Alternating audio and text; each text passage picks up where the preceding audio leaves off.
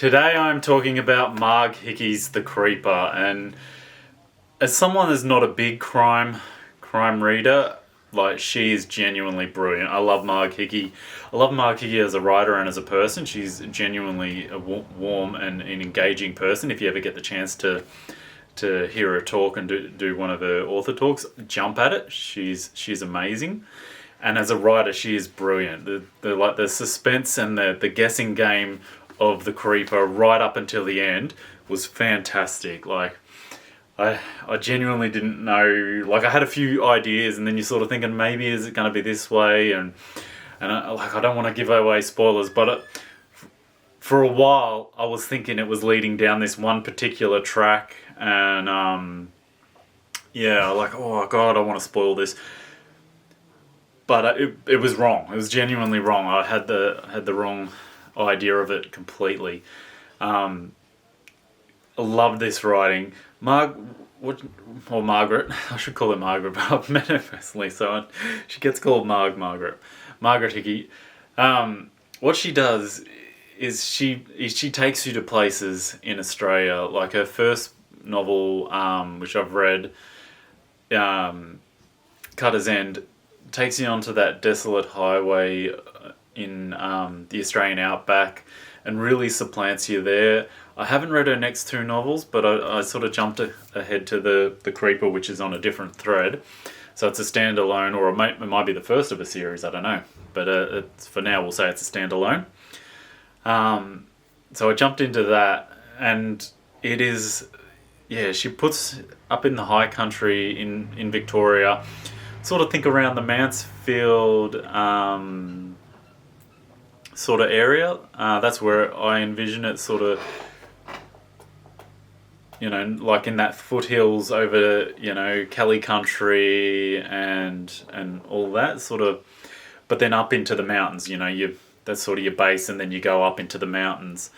And we follow Sally, a young female officer who's, got her first command post at the police station, but it's a one man station, and then she reports to the chief at a bigger town station, and it's on the anniversary of a group of gruesome murders, the 10-year anniversary of these gruesome murders, and people are kicking up dust, kicking up the old story.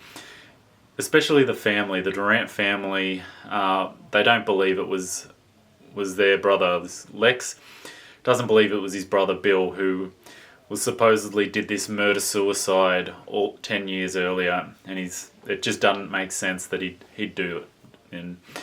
But they're one of those families, and I don't know, a lot of places have those families, those sort of roughnecks, especially smaller places. I think, those families. I know growing up where I did, sort of in Kyneton, there was a few wild and a few feral families, not to this level of this book, but I remember in schools, you avoid these kind of guys and you avoid them kind of guys. And so they're that family. They're in trouble with the law all the time. They're causing issues, they're causing fights, they're causing stuff. And then, of course, the horrific incident. A bunch of hikers shot dead. One lady survives, carried down the mountain by a very young park ranger, who now happens to be 10 years later, young Sally, the police officer's boyfriend. So there's all these little mix and these intrigues. And then there's some incidents going on as the 10 years comes up. Sally's had a couple too many at the pub, as people tend to like to do, even small town coppers, and she gets booted in the back. And so who's targeting her? Why is this going on? There's all these little mysteries and these little threads and these little Easter eggs that Marg weaves through this beautifully told tapestry of a story, and set in this amazingly beautiful place. And it's fictionalized. She makes the town fictionalized in that, but it's heavily inspired by, like I said, Australians' high country, and that's what she does well. She takes a very real place, cuts a chunk of it out to suit her, and then fictionalize it, and then drags you straight in, and you're there.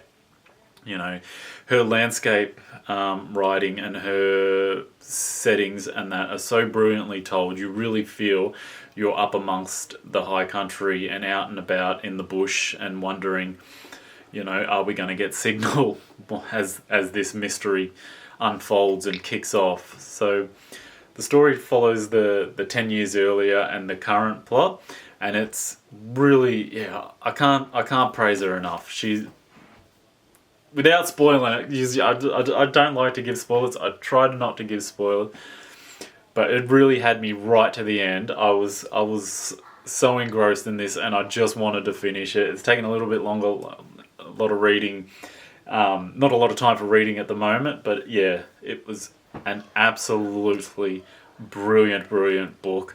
Marg Hickey, The Creeper. Definitely check out this book if you haven't yet, and check out her earlier work.